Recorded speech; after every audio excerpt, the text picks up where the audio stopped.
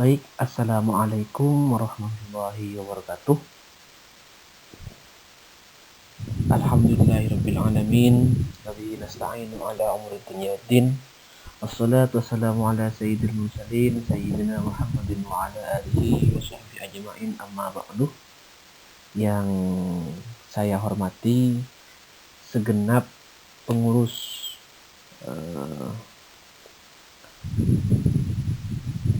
UKMPI dan riset YIN Madura, Khusubidzikri ketua umumnya yang saya tidak tahu siapa namanya. Mudah-mudahan segenap pengurus yang diamanahi tugas untuk menjadi pengurus di UKMPI dan riset YIN Madura diberikan kekuatan dari Allah Subhanahu wa taala selama satu periode untuk bisa memimpin UKM ini dengan baik dan bisa membuat kemajuan untuk UKM ini. Sebelum saya menyampaikan materi pada kesempatan kali ini, saya ingin mengucapkan minal aizin wal faizin, mohon maaf lahir batin karena masih momentumnya ini adalah momentum Hari Raya Idul Fitri. Mudah-mudahan amal ibadah kita selama kita menjalankan ibadah puasa Ramadan sampai pada hari yang fitrih ini mudah-mudahan diterima oleh Allah Subhanahu wa taala, dan mudah-mudahan kita menjadi insan kamil yang senantiasa diharapkan oleh setiap makhluk yang ada di dunia ini. Para mahasiswa, teman-teman anggota UKMPI dan riset YIN Madura yang saya banggakan, sebelum juga menyampaikan materi ini, izinkan saya memperkenalkan diri terlebih dahulu. Perkenalkan, nama saya Yujianto. Saya dari YIN Jember yang kebetulan kemarin sempat diamanahi menjadi Ketua Umum UKPK YIN Jember, dan saya di YIN Jember aktif tidak di organisasi lain, jadi saya fokus di UKPK. Kalau di UKPK kajian-kajian seperti ini memang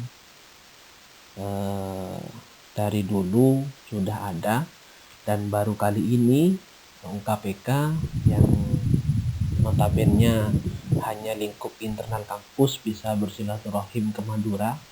Sebenarnya di Madura itu ada alumni kami yang sekarang menjadi dekan Fakultas Syariah, Mas Maimun Nawawi, itu adalah alumni UKPK. Jadi kalau ada yang dari Fakultas Syariah dari anggota grup ini, salam untuk beliau dari saya pribadi selaku ketua umum, dan mungkin juga selaku junior beliau, salam takdim dari saya pribadi mungkin bisa disampaikan ke beliau.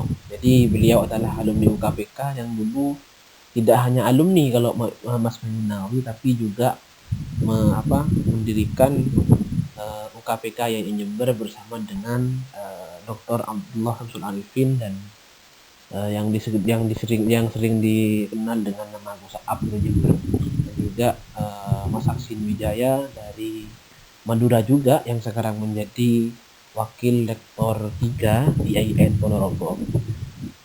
Jadi beliau adalah pendiri UKPK YIN Jember. Saya asli Situbondo yang merantau ke Jember, dan alhamdulillah sekarang masih berstatus mahasiswa dan sudah proses penyelesaian tugas akhir.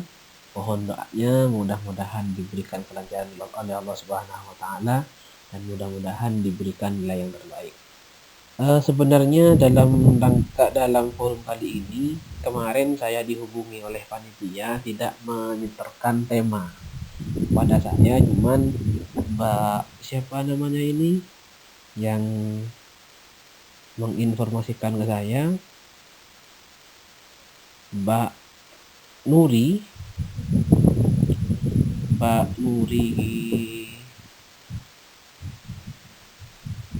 Firdausyah menghubungi saya akan mengadakan sebuah kajian online tentang artikel ilmiah. Jadi paham saya dalam penulisan artikel ilmiah ini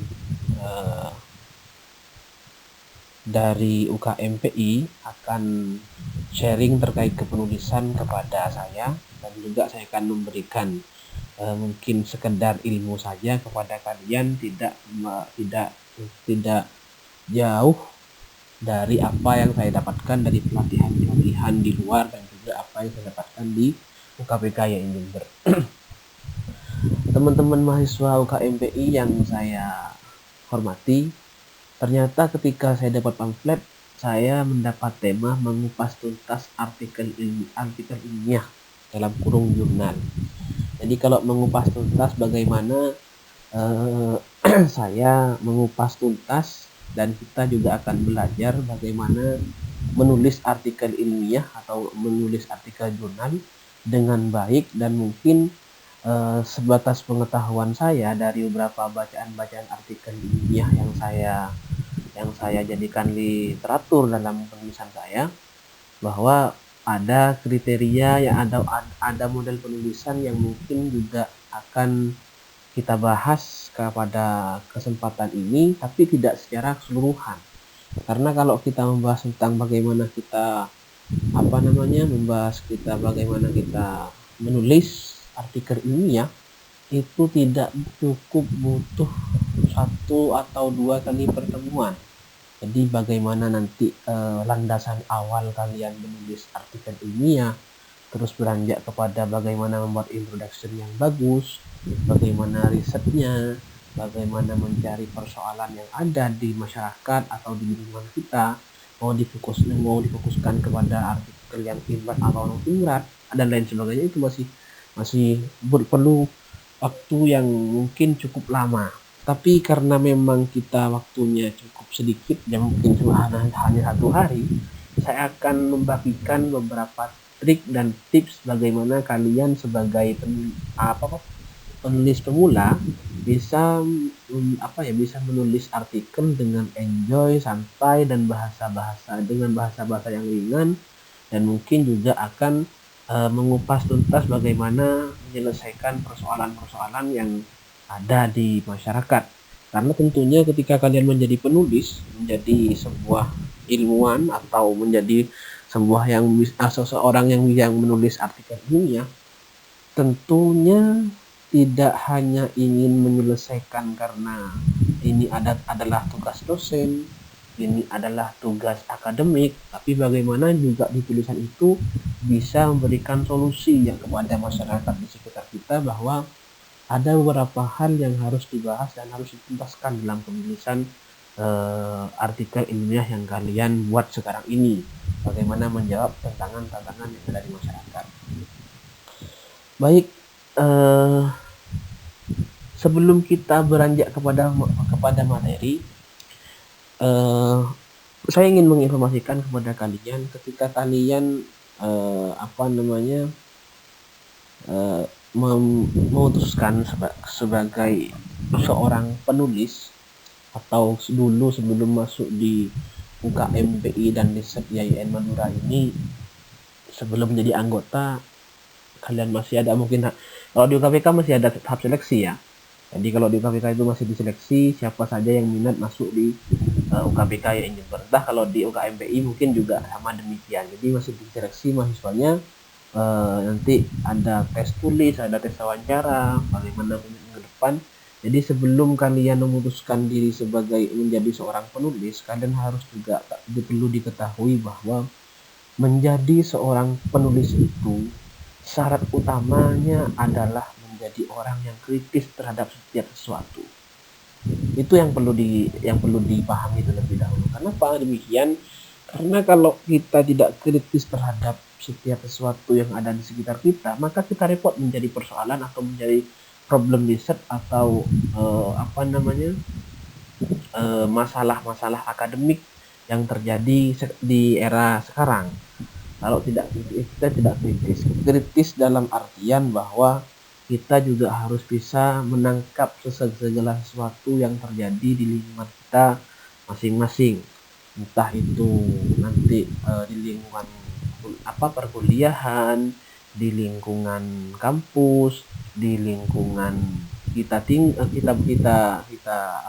asal kita atau domisili kita, atau di lingkungan yang lain, bahkan bisa skopnya nasional dan internasional. Namun sebelum itu ya, sebagai seorang peneliti atau seorang penulis, juga harus dipahami bahwa jangan jauh-jauh dulu bagi seorang pemula untuk bagaimana bisa meningkatkan pengetahuan kita, meningkatkan problem akademik kita sebagai seorang mahasiswa yang tugasnya sebagai agen of change, agen of control, dan agen of analisis.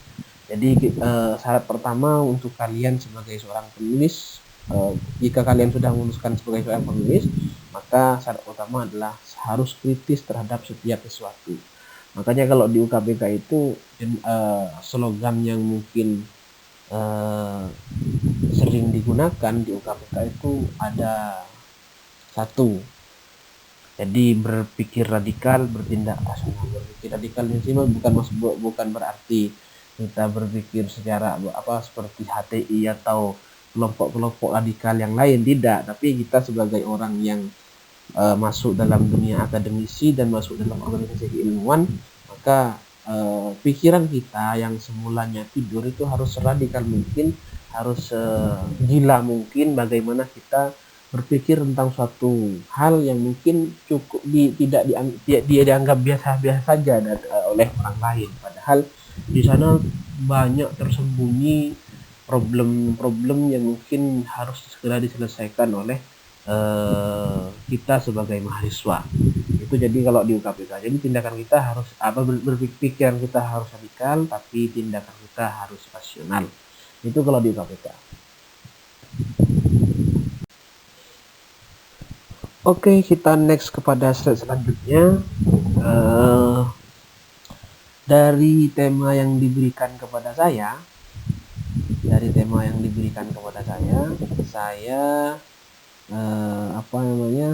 membuat satu tema untuk kajian kita pada kesempatan kali ini. Jadi bukan tema tentang mengupas tuntas. Jadi kalau mengupas itu kan kalau dibahasakan kan menguliti. Mengupas itu kalau Maduranya kan ngumbi, mengupas itu. Jadi mungkin paham saya adalah bukan mengupas tuntas artikel ilmiah, tapi saya memberikan tema yang mungkin cukup ringan-ringan saja, karena saya yakin yang ikut sekarang ini tidak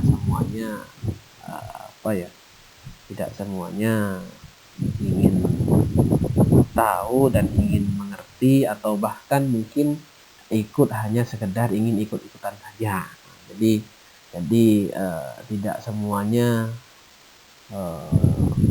semuanya memiliki motivasi untuk menulis, tapi kemampuan menulis antar satu orang dengan satu orang lain itu berbeda-beda. Jadi saya pakai tema yang seringan mungkin, semenarik mungkin, bagaimana kita belajar bersama di forum ini.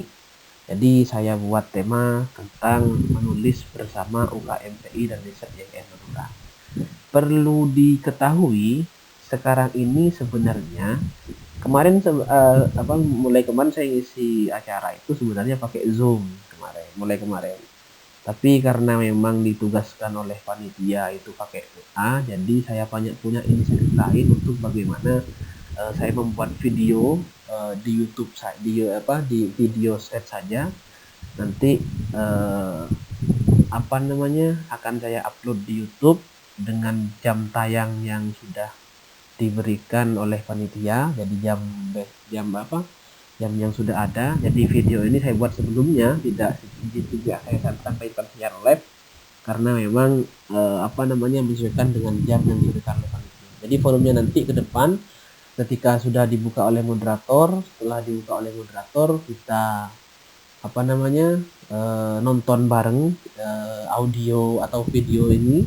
Setelah itu, setelah menonton video ini, biar lebih efektif, saya sampaikan, saya berikan kepada kalian sebagai peserta dalam grup ini untuk bertanya terkait tentang seputar penulisan dari pengalaman kalian atau dari atau pertanyaan-pertanyaan yang mungkin masih belum jelas dari video yang saya buat ini. Jadi nanti forumnya kedepannya seperti itu. Jadi sebelum kalian masuk pada diskusi pagi hari ini, jadi kalian nonton dulu video ini di YouTube saya. Tenang, untuk apa? Untuk YouTube saya ini saya tidak dibuat untuk publik. Jadi saya buat tidak untuk publik, khusus untuk UKM PI dan Riset IAIN Madura. Jadi ya tidak akan dibuat untuk publik. Jadi itu yang perlu dipahami dari forum kita ke depan. Jadi setelah menonton video ini, kalian bisa langsung bertanya di grup di grup WA terkait bagaimana kita sharing bersama lah terkait dengan menulis artikel ini. Terus untuk selanjutnya perlu dipahami bahwa sebenarnya saya tidak senang ya kalau pakai PowerPoint. Saya ngisi dimanapun saya jarang menggunakan PowerPoint. Jadi untuk apa? Karena saya terdoktrin dari satu istilah bahwa yang memakai PowerPoint itu sebenarnya tidak punya power dan tidak punya poin. Itu yang jadi sebelum saya di perkuliahan pun juga demikian, saya jarang menggunakan PowerPoint, kecuali memang dosen harus menggunakan PowerPoint. Itu pun kalau saya mau lah. Jadi saya agak dulu ketika semester 3, semester 4 dan 5 saya juga mungkin cukup nyeleneh untuk perkuliahan itu. Jadi saya sering kritik dosen itu kalau pakai PowerPoint. Jadi saya bantai lah habis-habisan itu. Jadi kenapa demikian? Karena itu kalau dosen masih pakai PowerPoint, anggapan saya beliau masih belum bisa membaca materi yang telah kita diskusikan sebelumnya, tema-tema yang diberikan sebelumnya oleh dosen dalam silabus atau EPP yang beliau kasih pada saya, atau dikasihkan kepada saya. Jadi saya sering kritik beliau. Jadi ya begitulah cerita saya ketika kemarin jadi semester 3 dan semester 4. Jadi sekarang hanya sebatas cerita saja. Jadi saya sebenarnya jangan dianggap bahwa ini adalah PowerPoint. Jadi karena walaupun nanti basisnya kita sebagai seorang dosen atau siapapun, ketika buat PowerPoint jangan sampai membuat sesuatu yang tidak selaras dengan PowerPoint. Contohnya adalah membuat slide atau membuat PowerPoint yang isinya bukan PowerPoint sebenarnya, tapi text point. Jadi paragraf semua yang isinya di sana.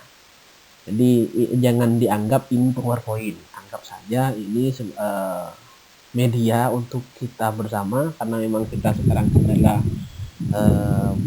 belajar yang memakai metode seperti ini. Jadi harus dijelaskan via PowerPoint, dan jangan dianggap ini PowerPoint, anggap saja ini slide biasa saja. Jadi kepada kalian yang biasakan ketika saya belum menyampaikan, ketika mendengar video ini tolong taruh pulpen kalian, taruh kertas kalian, karena saya tidak mau kalian jadi kulkas. Kalau kulkas gitu, kalau kulkas kan masukkan pisau, masukkan sayur, masuk di sayur, keluar jadi sayur. Jadi nggak jadi apa-apa, cuma jadi poin-poinnya saja. Jadi nggak usah pakai pulpen, nggak usah pakai buku, apalagi sibuk untuk menulis. Karena paham saya kalian sudah jadi mahasiswa, jadi ketika sudah jadi mahasiswa, kalau menurut saya pribadi, jangan merendahkan eksistensi kalian sebagai mahasiswa. Jadi kalau mahasiswa itu identik dengan diskusi yang bagus, tulisan yang bagus, orasi yang bagus, retorika yang bagus. Nah, dengan ala kuliah kompleksitas yang harus dihadapi oleh mahasiswa, maka ketika mahasiswa itu sudah ada di kelas, itu bukan lagi ingin menerima materi, tapi bagaimana mahasiswa itu bisa berdiskusi. Makanya saya mulai dari semester 3, kalau saya ingat itu, saya tidak pernah membawa buku tulisan di kelas. Selain karena juga memang saya tidak punya uang untuk beli buku tulis, saya langsung beli buku ilmiah saja. Sebelum masuk kelas, saya biasakan untuk bagaimana bisa membaca buku itu dan membawa materi itu ke kelas. Jadi sudah tidak bawa buku materi yang di kelas, yang ada di pikiran saya adalah berdiskusi dengan dosen, berdiskusi dengan teman-teman kelas yang teman-teman mahasiswa yang lain, bagaimana nanti hasil diskusi saya itu bisa mengupgrade otak saya untuk bisa lebih canggih ke depannya. Jadi itu untuk ke depan, jadi nggak usah bawa ballpoint, nggak usah bawa kertas, apalagi ya sudah dengarkan saja sambil tiduran, sambil ngopi-ngopi, sambil makan kue lebaran, atau sambil sambil ngobrol sama temennya, tidak apa, yang penting pakai headset biar nggak kedengaran suara saya ketika ngobrol dengan teman-temannya. Jadi ya enjoy saja di forum ini, jadi nggak usah terlalu serius biar kita juga nggak begitu pusing bahagian pelengen bahagian tak nulis gitu. Jadi itu dari saya. Sebelum memulai materi juga mungkin ada tips-tips yang lain yang mohon maaf ini juga ngomongnya kemana-mana. Jadi itu ya untuk ke depan. Jadi jangan anggap ini adalah PowerPoint, anggap saja ini slide saja sebagai papan tulis saya, bagaimana saya menjelaskan terkait dengan materi ini sesuai dengan pengalaman dan pengalaman saya selama berproses di KPK, juga pengalaman saya juga mengikuti kelas-kelas menulis artikel ilmiah di luar sana. Jadi itu kita lanjut ke slide selanjutnya ya. Oke, bismillahirrahmanirrahim. Kita next ke slide ini. Jadi dalam menulis, saya mulai dari bagaimana cara kita menulis. Saya buat statement seperti ini di awal, bahwa cara paling efektif untuk menulis adalah dimulai dengan membaca teks maupun non-teks dan desain. Jadi ibarat kalian jualan, menulis itu adalah jualnya, kulaannya itu membaca.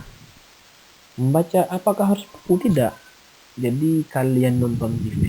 Jadi kalau kita sudah jadi mahasiswa itu, bedakan dengan kita yang masih non mahasiswa atau masih jadi siswa ataupun menjadi orang lain. Kalau kita menonton TV atau nonton TV aja, istilah ringannya nonton TV. Kalau kita nonton TV sebagai mahasiswa yang mungkin sudah berbeda dari yang lain, pikiran kita jangan hanya berhenti jangan berhenti menonton saja, tapi bagaimana tontonan kita itu menjadi sesuatu yang berbeda. Jadi kalau orang lain membacanya bahwa ada gosip di TV, tapi kita itu jangan hanya sebatas gosip, tapi itu menjadi bahan penelitian kita, bagaimana diolah oleh pikiran kita, direkonstruksi oleh pikiran kita menjadi sesuatu yang mungkin mencerahkan bagi masyarakat sekitar kita. Jadi saya mulai dari statement awal saya bahwa cara paling efektif untuk menulis adalah dimulai dengan membaca teks maupun non teks dan riset. Jadi ketika kita baca buku ya sudah baca saja, baca. Jadi kalau kita baca teori dari Maslow, kita baca teori dari Max Weber, ketika kita membaca sesuatu ya kita harus juga tahu apa yang ingin pesan yang ingin disampaikan, impact meaningnya itu apa di sana yang ingin disampaikan. Yang non teks gimana? Ketika kita jalan di sekitar kampus, ketika kita jalan di sekitar rumah, ketika kita jalan-jalan mungkin touring ke tempat yang lain atau silaturahim dengan yang lain, ketika kita sudah mengkonstruk pemikiran kita, sudah ingin membranding diri kita sebagai seorang penulis, maka pikiran kita juga harus pikiran riset. Tidak bisa kita harus memikirkan sesuatu yang memang tidak, memikirkan sesuatu yang mungkin cukup bisa hanya biasa-biasa saja. Kalau ingin menjadi seorang penulis, tapi kita juga harus bisa membaca apa sebenarnya yang harus saya, yang terjadi atau peluang apa yang harus saya tulis ketika kita bertemu dengan teman kita, ketika kita bertemu dengan kejadian ini. Jadi ya kita harus bisa membaca itu.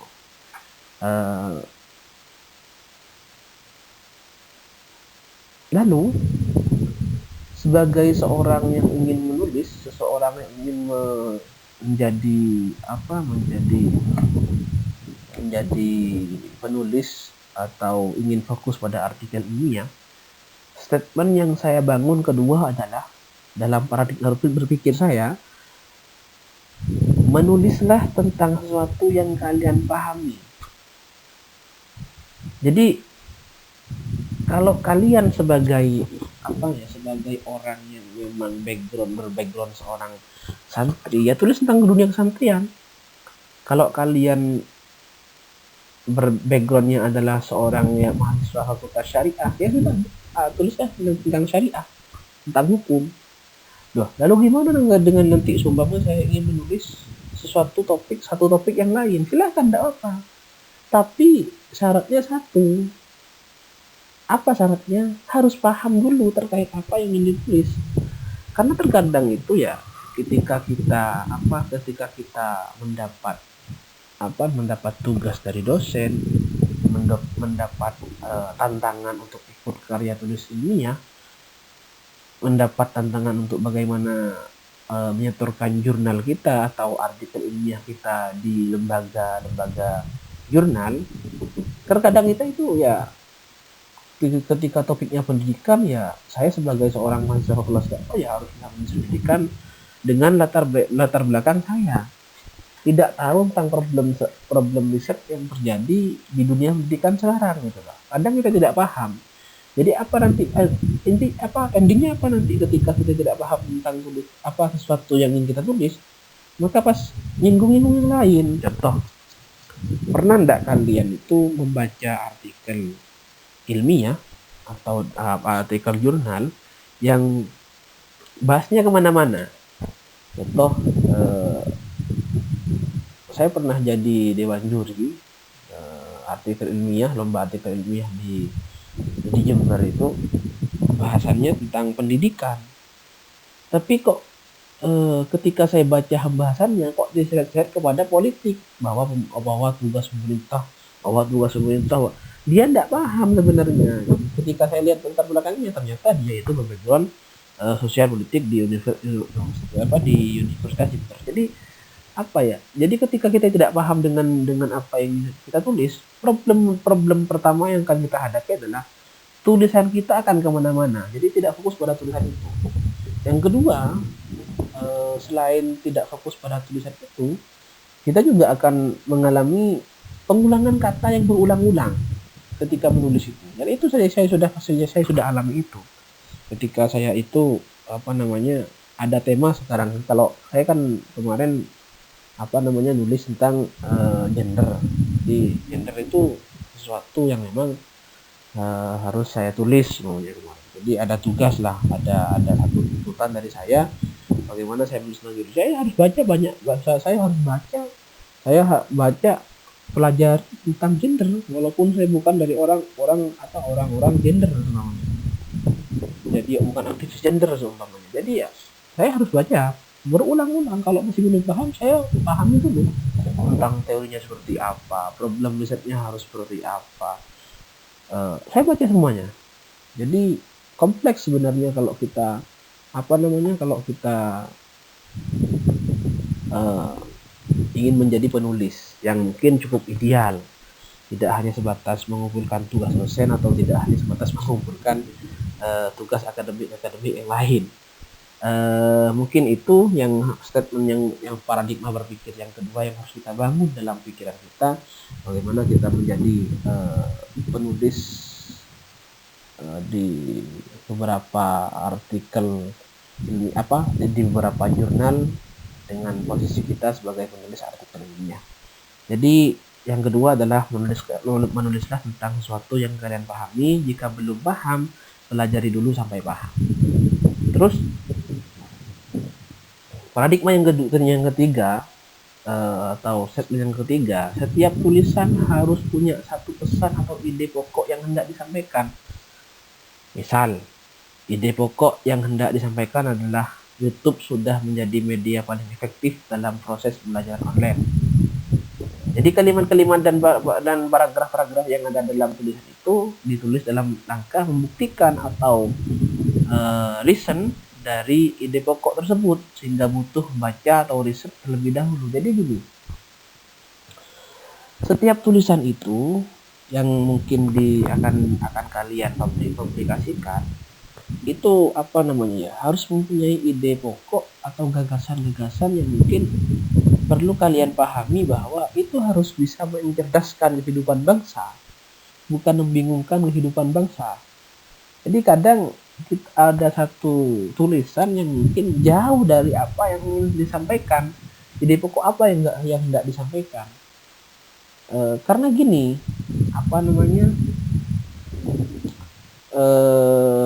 suatu tulisan ketika telah terpublikasi dengan baik, sudah ada di media, tulisan itu harus siap dengan segala hal. Siap untuk diterima atau nanti siap untuk tidak diterima. Kalau nanti seumpamanya nanti kalian menulis tapi kalian tidak tahu tentang ide pokok yang ingin disampaikan, maka repot nanti kalian ingin membuktikan sesuatu itu. Jadi yang saya contohkan adalah saya ingin mencontohkan bahwa sebenarnya YouTube itu adalah dalam contoh yang saya sampaikan di saat ini ya. YouTube itu adalah suatu media yang paling efektif untuk proses pembelajaran online. Jadi itu sebenarnya ide pokoknya. Lalu gimana cara? Jadi kalimat-kalimat yang dibangun di sana adalah tentang bagaimana cara membuktikan bahwa YouTube memang media yang paling efektif gitu daripada media-media yang lain. Jadi kadang kan ketika kita ingin membahas tentang ide pokok tentang YouTube, kadang kita ingin menyampaikan bahwa tentang bahwa dibandingkan dengan ini, sehingga tulisan-tulisan atau kalimat-kalimat yang dibangun dalam paragraf-paragraf yang ada dalam tulisan-tulisan artikel ilmiah kita itu kemana-mana. Jadi saya ingin menyampaikan dari tiga statement saya di awal ini di share ini menyampaikan bahwa tulisan itu harus fokus bagaimana kita itu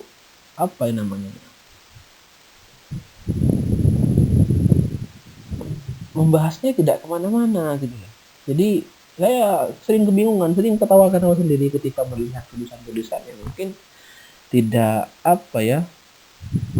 begitu bisa menjawab tentang persoalan-persoalan yang ada yang ingin dibangun gitu, yang ide pokok yang hendak disampaikan gitu. Jadi harus bisa fokus dalam menulis dengan cara-cara apa? Cara-cara yang ini. cara bisa fokus terhadap beberapa tulisan-tulisan itu ya satu ya baca, yang paling dibaca sesuatu teks maupun non teks atau riset lebih dahulu. Setelah itu tulis apa yang kalian pahami, jangan kalau nggak bisa dipahami jangan jangan ditulis. Gimana cara kalau nggak paham nggak ditulis, ya tidak begitu juga. Silahkan dipelajari, silahkan ditanyakan lagi, silahkan diteliti lagi, silahkan pahami lagi bagaimana kalian menulis sesuatu yang memang kalian pahami gitu. Nah, setelah itu ya sampaikan ide pokok kalian di tulisan itu, apa yang hendak ingin kalian buktikan, dan bagaimana nanti kalimat-kalimat yang dibangun dalam paragraf-paragraf atau yang ditulis dalam paragraf-paragraf yang ada dalam buku itu harus bisa dalam rangka ingin membuktikan bahwa ide pokok tersebut menjadi suatu solusi dari apa yang ingin kalian tulis. Jadi sekali lagi ini dalam rangka ingin membuktikan bahwa tulisan kita itu bagus dan layak dibaca oleh publik, sehingga ketika ada sesuatu kritik atau mungkin ada bantahan atau mungkin ada penolakan dari apa yang kita tulis, kita bisa juga mempertanggungjawabkan dengan baik apa yang sedang kita tulis gitu. Jadi tidak kemana-mana yang ditulis nanti. Oke, kita next. Baik, ketika kita sudah ingin menulis tentang apa yang kita pahami dan ingin menyampaikan ide pokok yang kita ingin sampaikan kepada masyarakat, ketika sudah dan kalimat-kalimat yang dibangun karena ingin membuktikan bahwa itu memang menjadi suatu solusi bagi ide pokok yang ingin disampaikan, statement selanjutnya yang harus kita pikirkan atau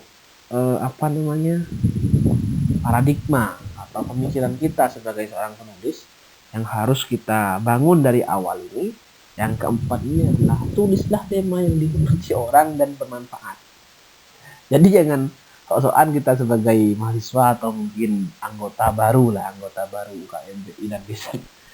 Jadi kita menyampaikan tulisan-tulisan yang cukup jelimet, tidak dimengerti, dan yang kurang bermanfaat juga. Contohnya apa? Contohnya kita ingin menulis tentang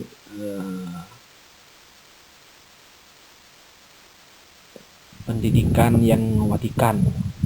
Sekarang kan kalau dunia pendidikan kan tentang pendidikan merdeka. Jadi ada tokoh selalu mengatakan bahwa pendidikan seperti ini.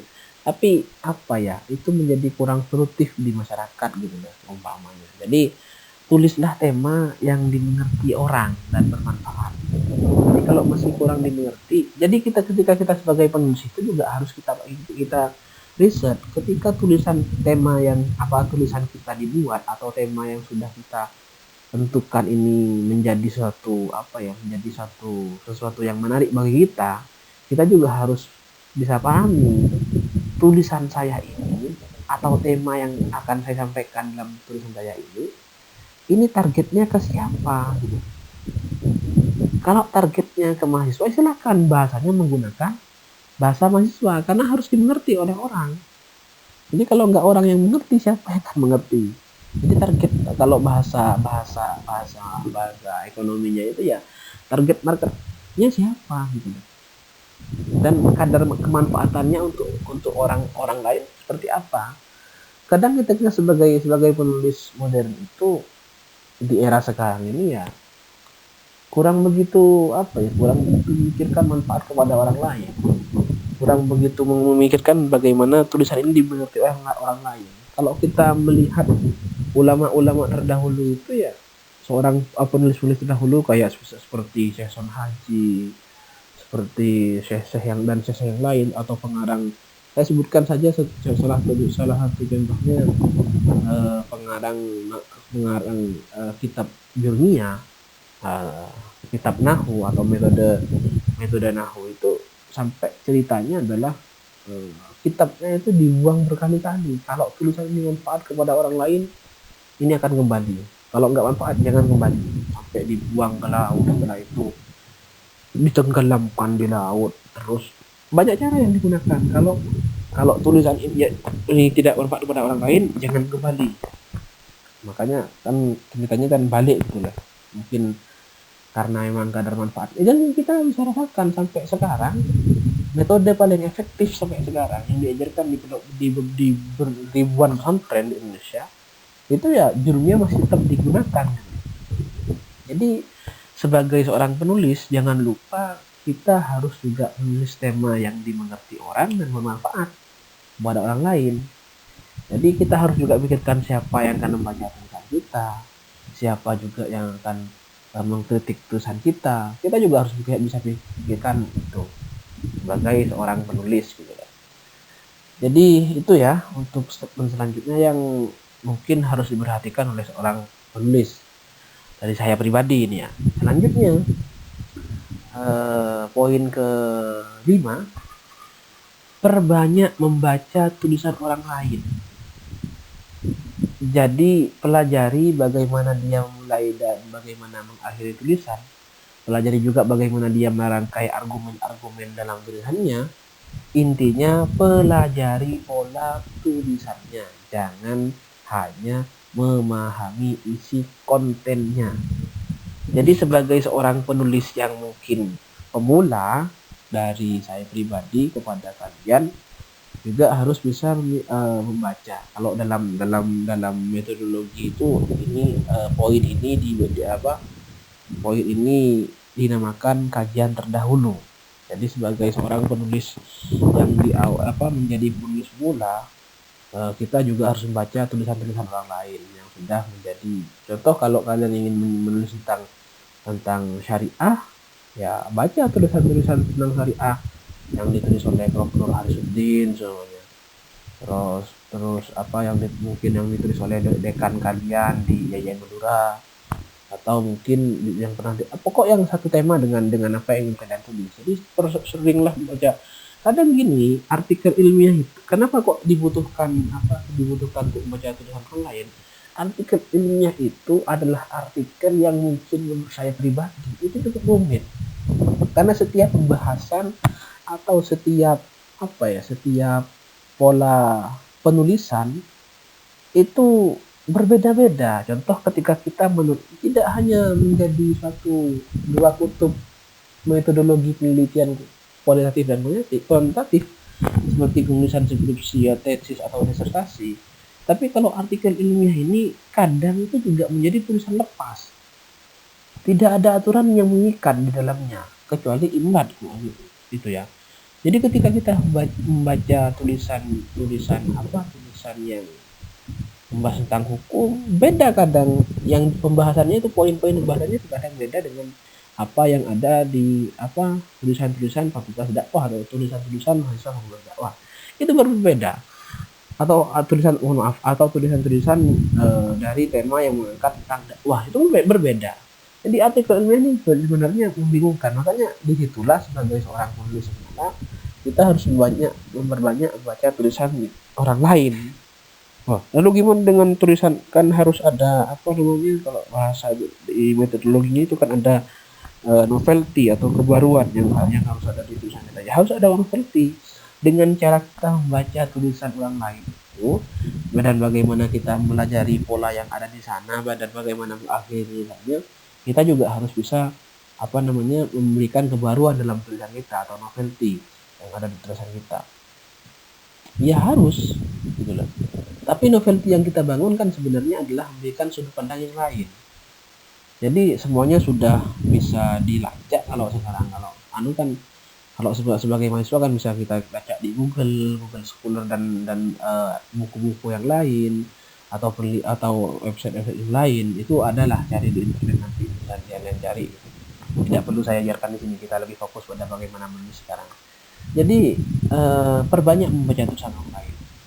Kadang saya ketika memberikan pelatihan ini di beberapa tempat itu banyak yang bertanya, gimana dengan tulisan yang menurut saya itu baru.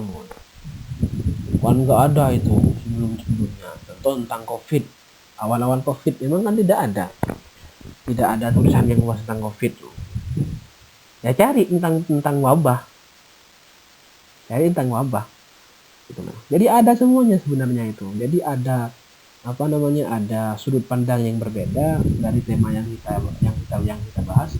Jadi memang intinya ya satu topik gitu, satu tema, cuma sudut pandangnya berbeda dalam tulisan kita. COVID, ya contohnya itulah COVID ini di awal tahun 2020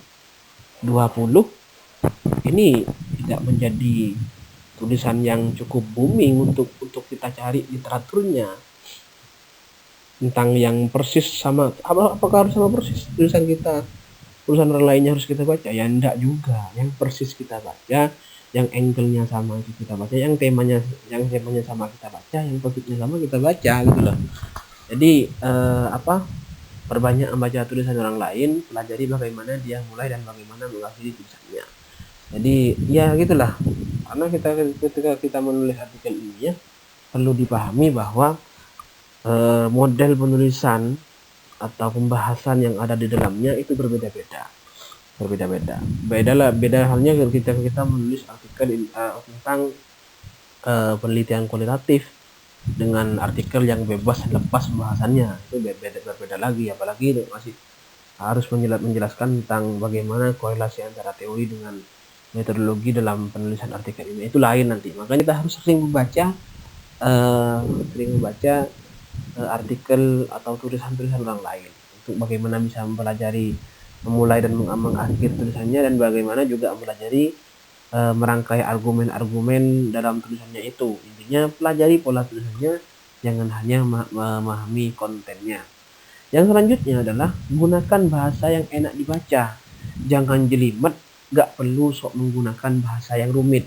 Jadi begini, kadang-kala ketika kita sebagai penulis mulai ingin tulisan kita itu ideal, ingin tulisan kita itu bagaimana keren dan karena mungkin seumpama ya saya sudah menjadi anggota UKM PI dan Riset di Madura sekarang. Jadi malu rasanya ketika tulisan saya tidak keren, tidak sebagus tulisan profesor siapa gitu. Ya enggak gitu juga. Jadi gunakan bahasa-bahasa yang enak dibaca gitu kan. Ya kadang kan kita sebagai mahasiswa kan terlalu rekonstruksi, rekonsiliasi, revitalisasi. Sudahlah, tidak usah banyak seperti itu. Kadang itu yang membuat kita bingung ketika menjadi seorang penulis, ingin jelimet dan tidak pokok harus keren. Jadi kekerenan tulisan itu tidak diukur dari kata yang jelimet ya. Saya tekankan lagi, kekerenan tulisan itu tidak diukur dari bahasa yang jelimet. Jadi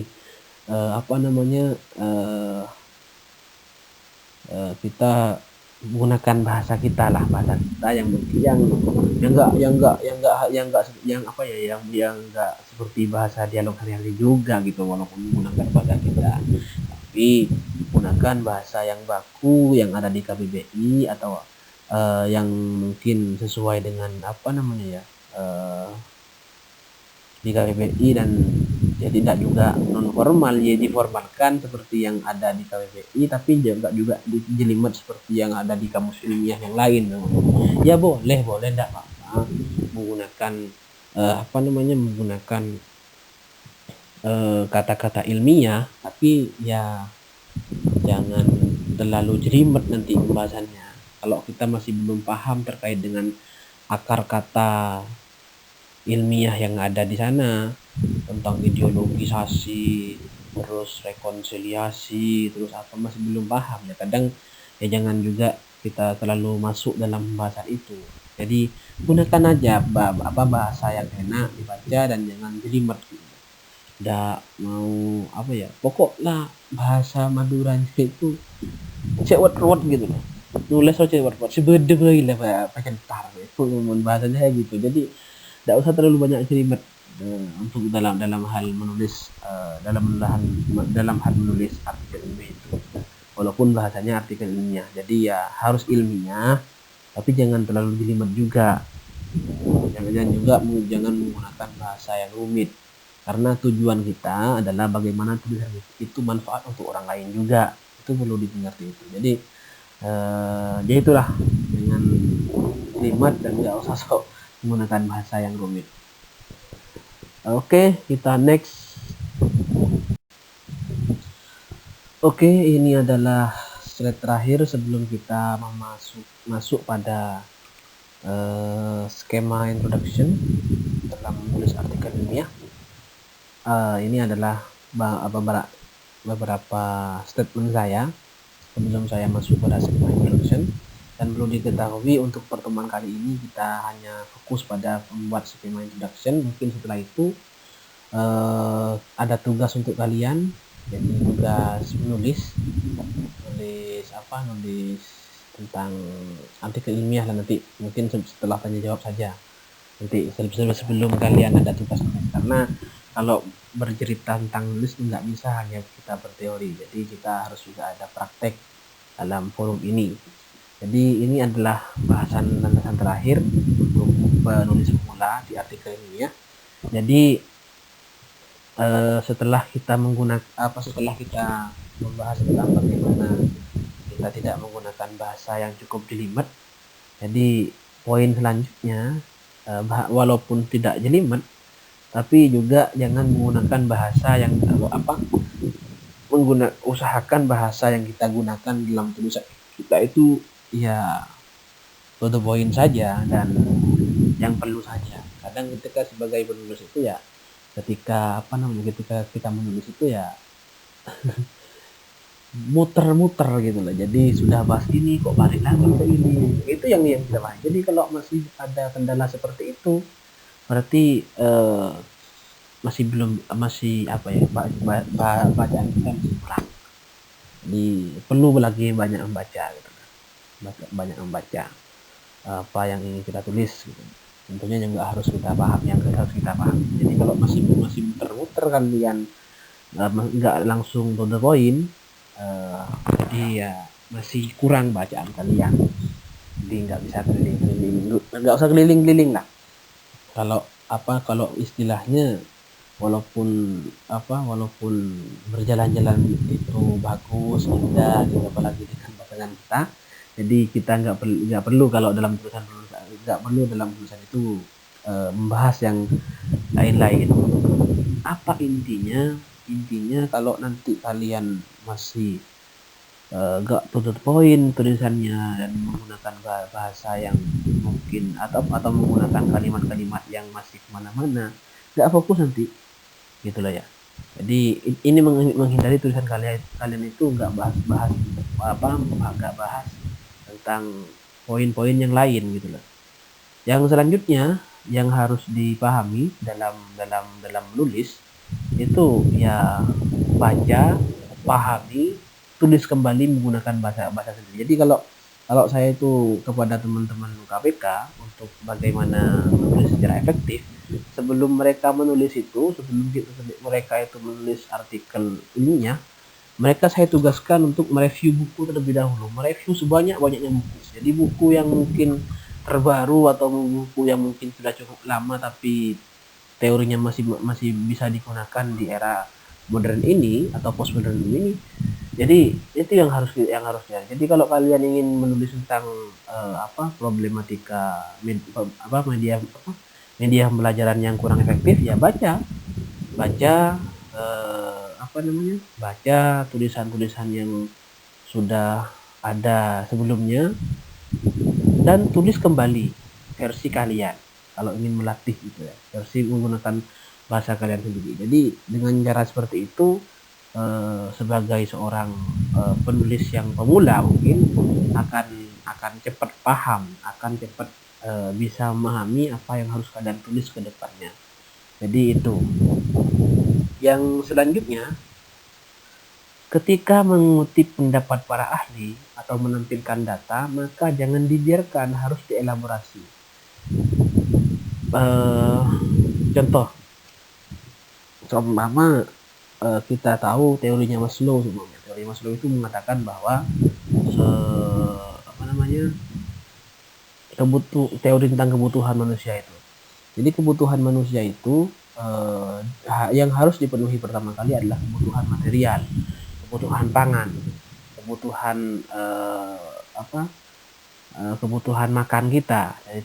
Jadi kalau ketika membaca teori itu sebenarnya ketika sebagai mahasiswa, sebagai seorang penulis atau sebagai seorang peneliti, maka teori itu jangan dibiarkan, oh ya wes sudah Mas Rul bilang seperti itu ya sudah kita ikuti, jangan. Tapi kita juga harus mempertanyakan, memangnya kenapa kalau kebutuhan itu tidak dipenuhi, apa efeknya? Dan kenapa kok Mas Lo itu mengatakan seperti itu semuanya? Jadi kita harus juga bisa mengkritisi terhadap statement tokoh yang ada di tulisan-tulisan terdahulu. Jadi kalau bahasa pesantrennya itu harus bisa mensyarahi apa yang ada di matannya itu. Jadi kalau kita lihat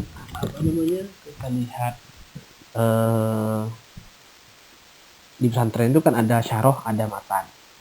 Jadi sebenarnya matan itu bukan menjelaskan kembali, sebenarnya juga ada beberapa tulisan yang mengkritik terhadap matan yang sudah ada.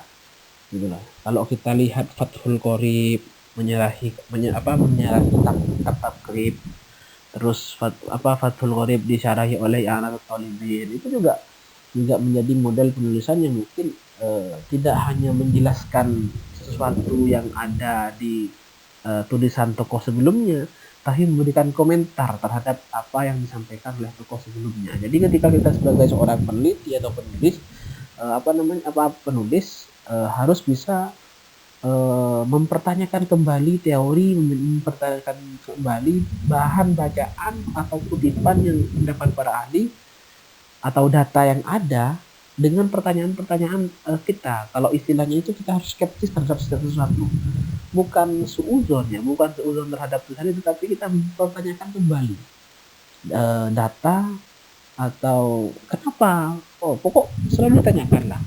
Jadi harus selalu diberikan komentar terhadap apa yang ada dalam tulisan itu. Jadi sebagai seorang penulis pemula, kita harus bisa seperti itulah. Ada beberapa poin-poin yang harus kita pahami sebelum menjadi penulis gitu. Intinya ya menulis nanti. Intinya nanti menulis. Tapi sebelum menulis itu ya harus melakukan langkah-langkah seperti ini biar kita itu juga bisa fokus dalam beberapa tulisan fokus tulisan yang ingin kita tulis gitu. Oke, kita next ke slide selanjutnya. Oke, ini adalah slide yang terakhir.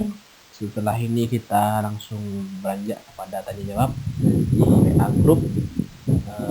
Mudah-mudahan nanti saya bisa menjawab pertanyaan kalian terkait dengan penulisan terkait dengan diskusi kita pada pagi hari ini. Jadi dalam menulis artikel itu ada introduction itu latar belakang atau pendahuluan. Jadi apa saja yang harus ada di pendahuluan, apa saja yang harus kita bahas di pendahuluan, itu juga harus kita pahami. Baik, selama saya membaca artikel ilmiah di beberapa jurnal, itu ada beberapa hal yang harus dipenuhi dalam artikel ilmiah itu. Apalagi kalau kalian kalian membaca artikel ilmiah yang sudah terindeks Scopus, itu harus bisa memahami. Yang saya tahu ada empat poin yang harus disampaikan dalam introduction atau latar belakang itu. Yang pertama, yang mungkin ini biar cepat saja, yang harus ada dalam introduction itu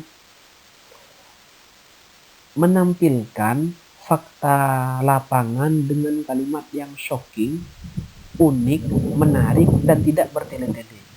Kemudian diperkuat dengan data, statistik jika ada, dan pendapat para ahli. Jadi saya menggunakan kalimat seperti ini ya, tampilkan fakta lapangan dengan kalimat yang faktual. Jadi contoh, kalau kita peneliti, kalau kemarin ada isu tentang gunung Merapi, sebelum Ramadan ini ada gempa ya, ada gempa. Kalau kita mau menarik membuat fakta lapangan yang dengan kalimat yang shocking, bilang aja di sini di awal, letusan Gunung Merapi tidak menjadikan warga petani di sekitar lereng gunung menjadi suatu bahasanya apa ya, menjadi suatu musibah, tapi menjadi suatu tidak menjadi suatu musibah, titik namanya. Jadi pokok menampilkan fakta lapangan dengan kalimat-kalimat yang shocking, unik, dan menarik gitu. Tujuannya apa? Ketika kita menampilkan fakta lapangan dengan kalimat yang shocking, unik, dan menarik, dan tidak bertele-tele, kemudian diperkuat dengan data statistik dan pendapat para ahli, ini tujuannya satu. Apa tujuannya? Untuk memberikan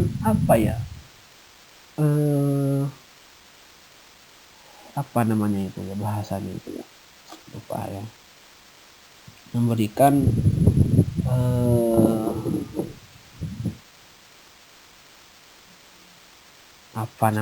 kok lupa saya, ya Allah. Memberikan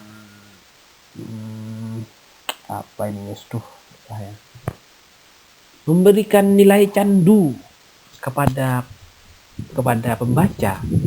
Jadi kalau ada istilah bahwa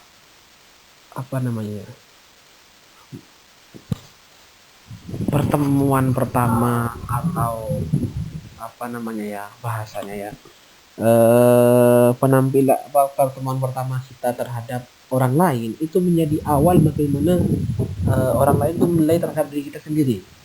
Itu sebenarnya bisa diterapkan dalam penulisan kita. Ketika kita mengungkap bahwa sebenarnya di awal kalimat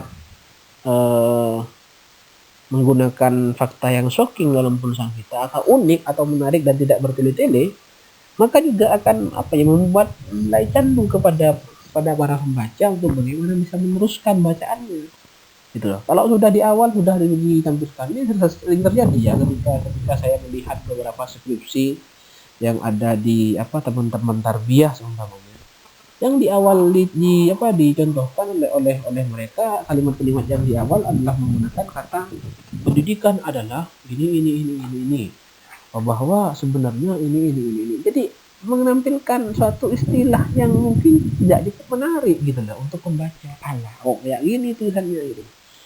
Jadi tampilkan fakta lapangan dengan kalimat yang shocking, unik, dan menarik gitu. Contoh saya kemarin meneliti tentang gender, tentang perempuan, bahwa saya tulis tentang penelitian saya di kampus Jember, dosen perempuan di kampus itu sebenarnya tidak cukup terampil dalam mengajar dalam dengan ini titik. Atau lagi saya tampilkan dalam jurnal saya kemarin ketika dikirim, saya tampilkan gini, saya mengatakan gini, konflik perempuan ini menjadi pembicaraan yang hangat di setiap tahun. Atau saya juga di tulisan lain mengatakan pemimpin perempuan bisa mengalahkan totalitas, karismatik, dan gaya kepemimpinan laki-laki. Karena kan yang membaca itu kan bertanya-tanya gitu loh, tentang apa yang ingin diungkap oleh kita dalam tulisan itu. Jadi ketika kita sudah menampilkan dengan kalimat shockingnya, tunjukkan pas ketika sudah kalimat itu ada, langsung tunjukkan datanya seperti apa atau pendapat para ahli sebagaimana dibuktikan oleh bagaimana diteliti oleh. Makanya dalam kalimat ini, dalam paragraf ini, dalam mungkin skema yang pertama yang harus tampilkan ini, minimal saya diwajibkan kalau di UKPK itu saya minimal dalam satu paragraf itu ada tiga catatan kaki, ada 3 footnote harus ada di sana. Pertama tentang data, Yang kedua tentang pendapat para ahli, yang ketiga bagaimana bagaimana data itu diperoleh.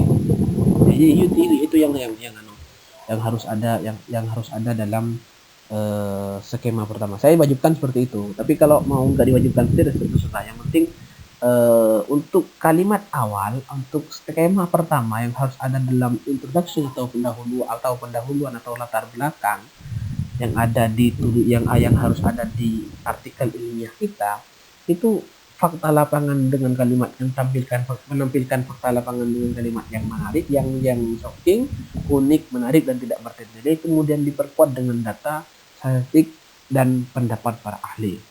Itu yang pertama. Yang kedua yang sudah dari introduction, ini saya menggunakan teknik penulisan artikel ilmiah yang ada di yang terindeks Sinta 1, 2, 3 dan Scopus yang saya baca. Dan selama saya juga ikut pelatihan juga ini yang disampaikan oleh para mentor saya. Yang kedua, setelah kita menampilkan fakta lapangan dengan kalimat yang shocking, unik, menarik dan tidak bertele-tele, kemudian diperkuat dengan data statistik dan pendapat para ahli. Yang kedua, fakta literatur. Bagaimana penelitian terdahulu mengkaji tema yang sedang terjadi. Jadi gini, kita sudah menampilkan fakta, kita sudah menampilkan data, sudah menampilkan pendapat para ahli di sebelumnya, di kalimat sebelumnya, di skema sebelumnya. Maka selanjutnya kita harus juga mencari literatur-literatur yang ada di tulisan-tulisan sebelumnya. Jadi bagaimana penelitian terdahulu itu mengkaji tema yang sudah yang akan kita tulis. Untuk apa? Untuk menampilkan kebaruan yang ada pada tulisan kita. Contoh dalam penelitian ini, jadi ini yang dimaksud dengan pengkajian terdahulu.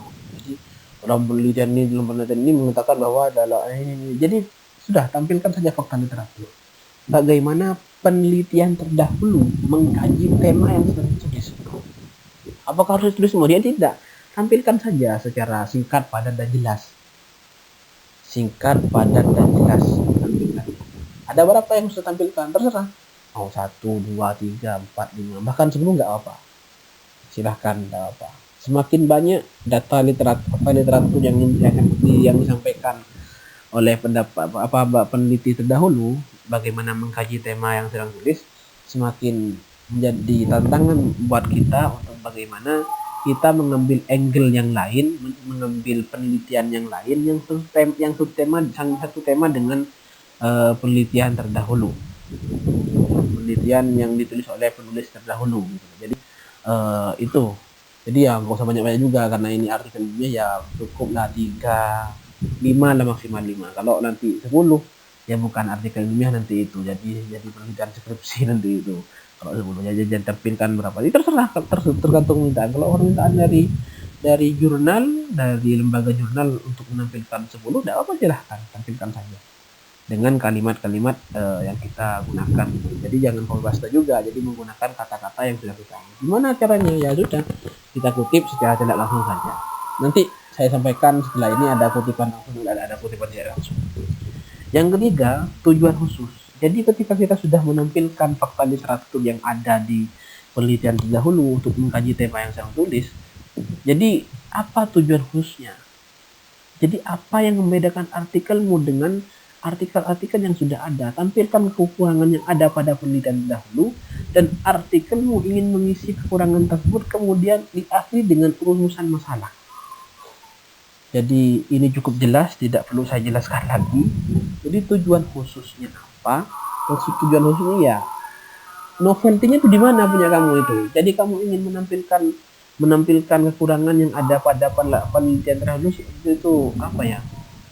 Apa sebenarnya yang kurang masih dalam tulisan ini gitu. Nah, di sana kamu nanti bisa mengisi artikelmu dengan kekurangan-kekurangan tersebut gitu loh. Jadi kalau penelitian terdahulunya yang kurang A, kamu bisa melengkapi dengan yang B, C dan E dan seterusnya. Terus setelah menampilkan tujuan khusus dan yang diakhiri dengan rumusan masalah, yang terakhir memberikan argumen atau hipotesis, jawaban sementara dan dari rumusan masalah yang ingin diangkat. Bagian ini bertujuan untuk menampilkan apa yang hendak dibuktikan oleh artikel ini. Jadi saya sampaikan tadi di awal, di sebelum slide ini, bahwa apa namanya ide apa yang ingin disampaikan. Jadi itu berkaitan dengan skema introduction yang terakhir itu. Ide pokok apa yang ingin disampaikan dalam konsep. Jadi itu skema introduction yang mungkin bisa mengakhiri dari apa ya, sharing saya kepada kalian. Mungkin setelah ini ada tanya jawab di grup, silahkan akan saya jawab melalui voice note. Silahkan kalian bisa voice note atau ketik. Mohon moderator untuk mengatur pertanyaannya apa saja, nanti saya jawabnya seperti apa biar tidak gaduh grupnya. Mungkin hanya itu dari saya. Terima kasih atas waktunya. Dari saya, Ihdinas Shiratal Mustaqim. Wassalamualaikum warahmatullahi wabarakatuh.